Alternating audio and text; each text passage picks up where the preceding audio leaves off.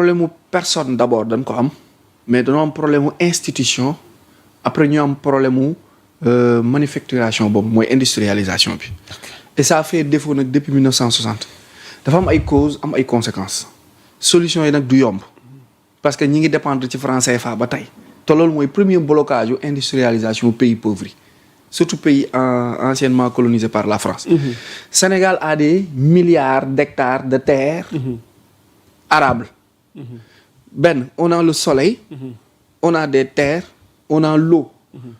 Le fleuve Sénégal perd chaque année 21 milliards de mètres cubes d'eau. Chaque année, ça se déverse au niveau de l'océan Atlantique. Bël-ba Saint-Louis moom la Abdou Guité doon way. Maintenant, comme le fleuve Sénégal n'appartient pas seulement au Sénégal, il y a la Guinée, il y a le Mali, il y a la Mauritanie. ñoom kat ñoo ñëpp ku ne da nga ci am quantité d'eau boo war a jël OMVS. du loolu ne la neex ngay jëlee ndox mi.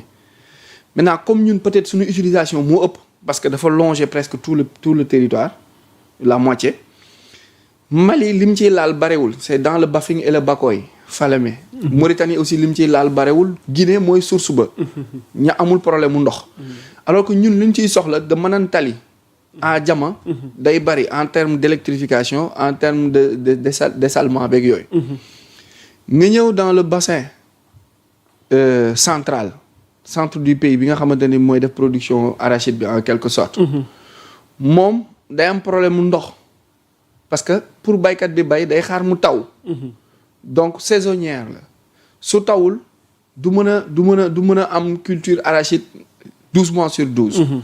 ñu am benn société tudd Sonacos boo xamante ni moom mooy gérer SAIB la tuddoon. mooy gérer lépp lu nga xamante ni mooy gérer gerte gi. ak ay dérivés. ak ay dérivés parce que dérivés yi su ma juumul c'est des dizaines bëri na waaw du dëwlin. ak tigga dege kese la gerte di mën a am. waaw bëri na li ci am. mais même bu sew bi. wala xottu gerte gi dañ ciy am énergie. dañ ciy am aussi engrais. chinois yi ñoom bu ñuy jënd gerte lépp la ñuy jënd. du ñu bàyyi.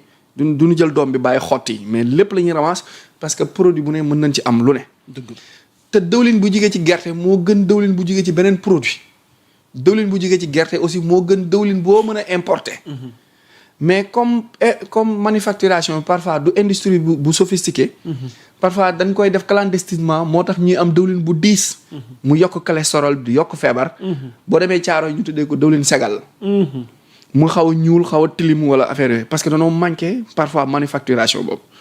maintenant yaa Moussa comment est-ce possible ñu am suuf am ndox am jeunesse àllu Saalum beeg Siin bi yaatu ni yàmbalang ba pare ñuy am problème mu bay gerte jënd ko ñi am problème mu dëwlin ñi am problème mu saabu ñi am problème mu énergie ñi am problème mu engrais ñi am problème mu tigedege ñi am problème mu chocolat. ainsi de suite wala ñu am beneen dérivé bu nga xamante ni gerte gi mënoon na ko produire. ma ne la woon d'abord cause yi nit ñi la mooy les gens qui représentent les institutions. daf ci am ñu nga xamante ni jubunu daf ci am ñu dëng daf ci am ñu nga xamante ni seen bopp dong leen ñor Sénégal ñoru leen ñoom naka la ñuy def bu dund ci baykat bi moo leen ñor baykat bi mën naa bay 3 mois.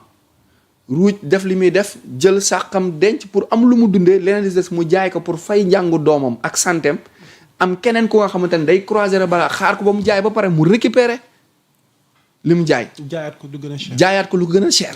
ba pare duut état bi di dénoncer. actes yooyu noonu ba pare duut état bi. état bi ñëw yaakaar leen dajale leen en coopérative dajale leen avec sa vision pour dimbali nit ñi.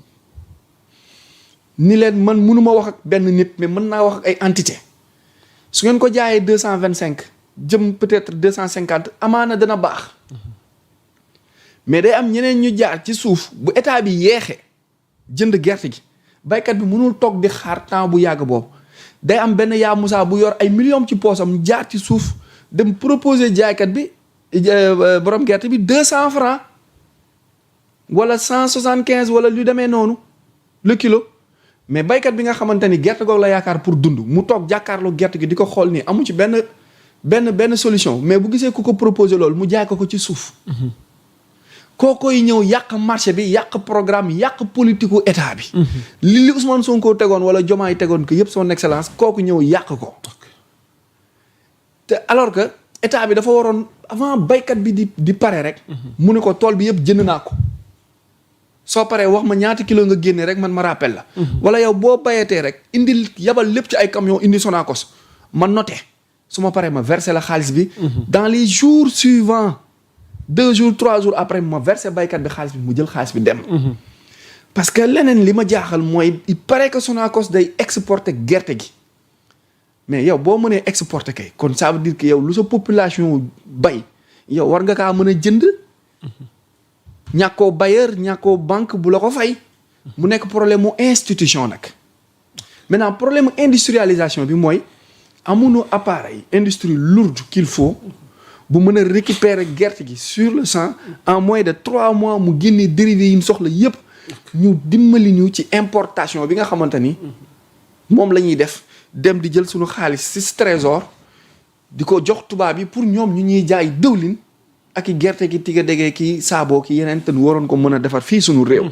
on a un problème de personnes dans ce pays. on a un problème d'institution mais aussi on a un problème de transformation et de manufacturation. mais li ma ciy dolli balaa ñuy jàll tamit au-delà de ces problèmes yi nga xamante ne évoqué nga ko mais il nous faut aussi par rapport à ces ressources humaines là des idées des initiatives ndax defe naa am na xalaat yoo nga xamante ni buñ ko tegee wala buñ ko ñoŋalee mu dëppoog li nga xamante ni moom mooy réalité bi parce que tamit c'est un projet qui est maanaam tey jii nii là et que ce projet là dafa war a matérialiser par rapport ak réalité terrain bi pour ñu jéem a dépasser stade bi parce que defe naa ni jéego yi ñuy doxee nii du nii la ñu nar a saafarawee c'est-à-dire secteur agricole bi wala du nii la ñuy atteindre li ñuy xamante ni moom mooy souveraineté alimentaire alors Arouna defe naa ne tey li gën a nekk waxtaanu tey bi nekk au cœur de ce décryptage là bokk na ci géopolitique bi gars yi ñu ngi la ciy xaar mais lañ ñu tuuti rek dinañ ci dugg léegi-léegi incha allahu rabbi waxtaane tey nouvel ordre mondial bi nga xamante ni tey jii nii dama koy tuddee trumpisme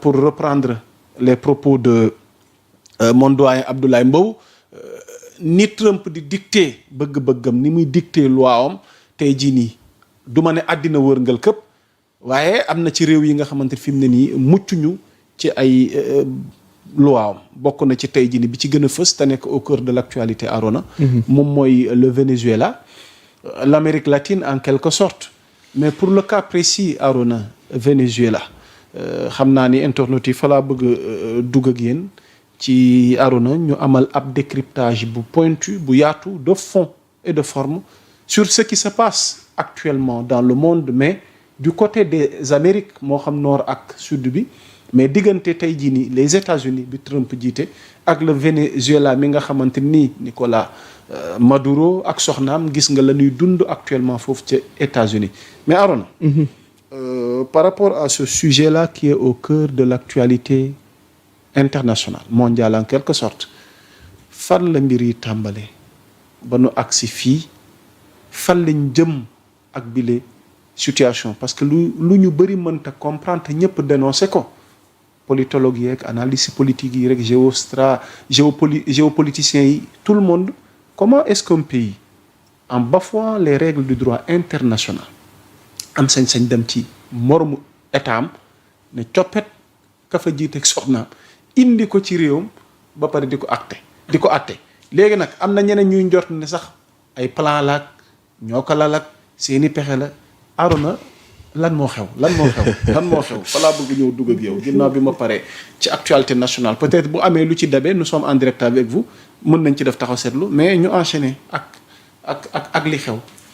yaa Moussa sama analyse bi dina wuteeg analyse ñu bari sax wala ñëpp. non vas-y on t'écoute. waaw 2025 weesu na. waaw 2026. ñu ngi 2026 te da nga dugg 2026 bi ak force madame ñu ngi lay nuyuwaale de passage xam naa xel mi fi mu ne nii yaa ngi koy gën a mbalax fi mu ne nii ay ca Arona.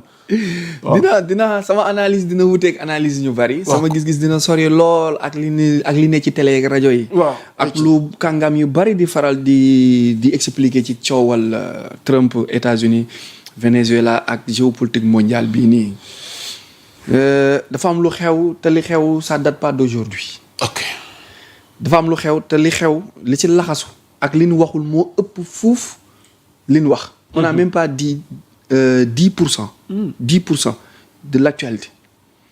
dafa am 4 domaines yoo xamante ni lépp luy lobbying Illuminati ak organisation internationale yi dañ ko séq dañ ko téye pour faire la manipulation de la masse muy l'histoire la religion la politique ak la santé ñu def ci lépp luy mensonge trafic détournement ak lépp lu nga xamante ni jubadi la ci secteur yooyu noonu adduna bi di dox am ñu ko téye ña ko téye am façon téyin bu nu téye adduna bi am manipulation de masse bu nga xamante ni via les réseaux les médias ak lépp luy contenu fa lañ koy awale pour détourner soo xoolee li Trump def xam ni yomb na lool un président jógee dëkkam ñëw dëkku jàmbur moins de 3 heures de temps mu jàpp président ba bal tàkkul presque booy xool ñi fa dee wala dee sax barewul quelque sorte yanu yóbbu après ñi la dama lay juger noonu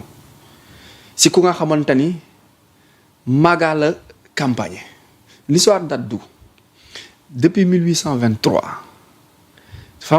dafa le 5e président américain du nom de James Monroe dafa benn philosophie bu mu tegoon pour ñi ma tontu ñi nga xamante ni dañoo attaqué Trump ci droit international Amérique bokkul droit international